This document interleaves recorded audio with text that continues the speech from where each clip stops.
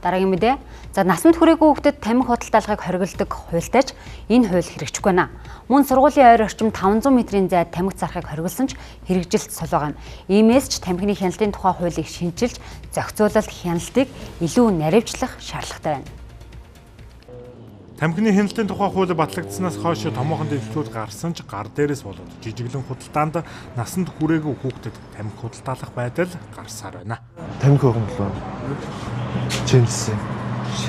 Нэг хайрцаг болж. Монголд зөвшөөрлөлтөд үзэж байхгүй шүү дээ. Тэгээ сая насанд хүрээгүй хүүхдэд сая танах тамхи цараа гаргаж явуулсан. Насанд хүрээгүй гэж юусоо ямар хүүхдээс анзаарсан бол мэдээж юм жоох хүүхд орж бид нар өрөөсө зарахгүй. Огт зарахгүй тамхи.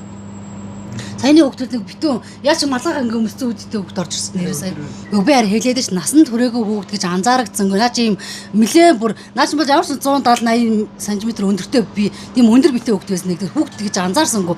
Тамхины хор хөнөөлийг өсвөр үеийнхэнд ойлгуулж хорт зуршилд автахгүй байхаас сэргийлэх нөгөө талдаа худалдаа үйлчилгээний цэгүүд тамхи согтууруулах хундаа зэрэг насны хязгаарлалттай бүтээгдэхүүнийг борлуулахдаа сайтар нэгтэлж байж борлуулахгүй бол эргээд хүлээлгэх хуулийн хариуцлага өндөр гэдгийг санах хэрэгтэй юм а. Түүнчлэн сүүлийн жилүүдэд утаад тамхи хэрэглэх явдал өсвөр үеийнхний дунд нэмэгдэж байгаа нь тамхины хяналтын тухай хуулийн заалтуудыг наривчлах шаардлагыг үүсгэж байна.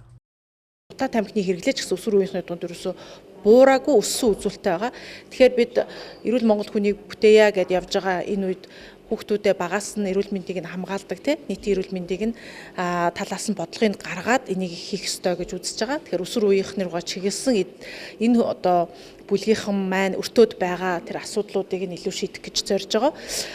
Шалгалтаар төрийн хяналтын хэрэгжилт хангалтгүй үүрэг хүлээсэн байгууллагуудын уялдаа холбоос сул аж ахуй нэгж байгууллагын хариуцлага сул бизнесийн ашиг давамгайлсан олон нийтийн хяналт хангалтгүй байгаа зэрэг зөрчлүүд илэрчээ. Түүнчлэн тамхины үйл ажиллагаанд тавих шаардлагыг тогтмол зөрчигдөхийн зэрэгцээ олон нийтийн газар тамхи татах зөрчил өндөр хэвээр байна. Тиймээс ирээдүйн хойч үе тамхины хор хөнөөлөөс хол байлгахын тулд хүн бүр тамхины хяналтын тухай хуулийг дагаж мөрдөх шаардлага тулгараад байна.